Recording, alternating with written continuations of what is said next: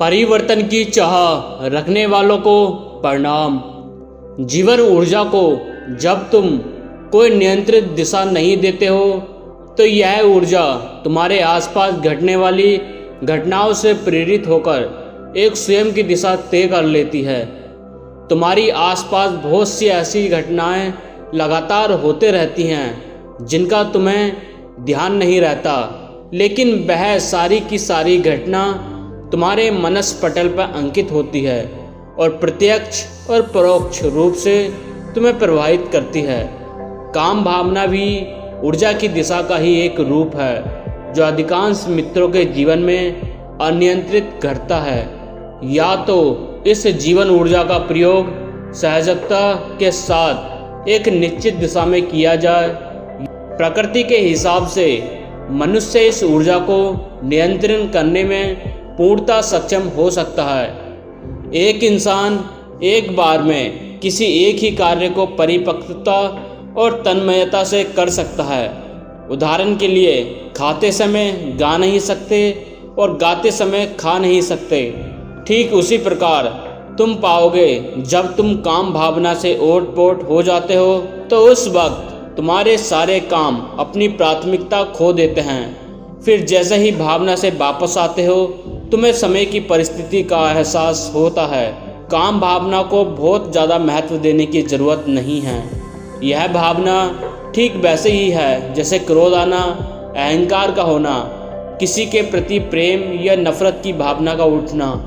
काम की भावना से समाज के स्तर बनी नियमों के कारण तुम्हारे अंदर कूठा होने लगती है। क्रोध आदि से उठने वाली भावना से उत्पन्न होने को तुम ज़्यादा महत्व नहीं देते हो। कोई भी भावना हो, या तो क्रोध की हो या काम की, अगर यह भावना अनियंत्रित है तो तुम्हारे लिए नुकसानदायक है। अगर तुम बहुत ध्यानपूर्वक देखोगे तो पाओगे जब तुम किसी भी भावना के नियंत्रण में चले जाते हो तो तुम्हारी सांसें और शरीर का बर्ताव भी उस क्षण के लिए बदल जाता है। कुछ भावनाएं जैसे कि क्रोध, काम, लोभ आदि, जब इस तरह की भावनाएं उत्पन्न होती हैं तुम्हारे मन और शरीर दोनों अशांत हो जाते हैं। जब भावना प्रेम, दया, दान की होती है तुम्हारा मन शांत होता जाता है। इसलिए हर समाज और दर्शन में प्रेम, दया, दान जैसी भावनाओं का समर्थन किया जाता है। आध्यात्मिक विकास वाले मनुष्य में स्वयं ही दया, दान आदि की भावनाओं का विकास होने लगता है। अब तुम खुद ही तय कर सकते हो तुम्हारे लिए क्या उचित है और अपने जीवन में कैसी परिस्थिति को ज़्यादा चाहते हो।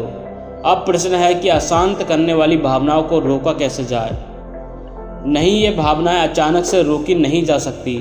अगर ऐसी भावनाओं को अर्थात क्रोध, काम, लोभ आदि भावनाओं को दबाते हो तो यह प्रबल होकर वापस आती है। ऐसी भावनाओं के जड़ तक जाकर इनका उन्मूलन करना होगा।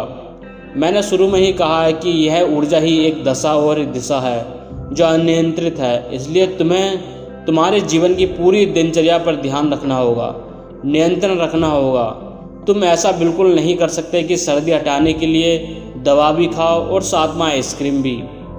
मनुष्य अपने मन और शरीर के स्तर पर होने वाली क्रिया प्रतिक्रिया को नियंत्रण कर सकता है। कुछ साधारण तरीके बता रहा हूँ, अपने जीवन में उतार कर देखो, परिवर्तन की शुरुआत हो जाएगी। नंबर 1, अपने दिनचर्या का पूर्णतः ध्यान रखो। कौन सी ऐसी घटना है जो तुम्हें अनियंत्रित या अशांत करती है। ऐसी परिस्थिति, स्थान, व्यक्ति आदि से एक संयमित दूरी रखो।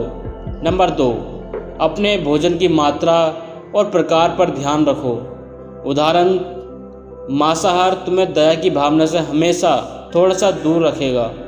नंबर 3, किस तरह का साहित्य अथवा सिनेमा देखते या पढ़ते हो।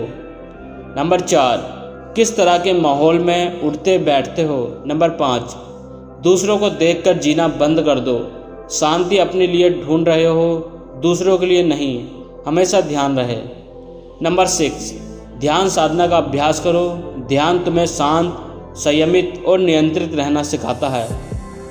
काम की भावना आने से खुद को कुठित नहीं करो, बस अपने जीवन की ऊर्जा को नियंत्रित करो और एक अच्छी दिशा प्रदान करो।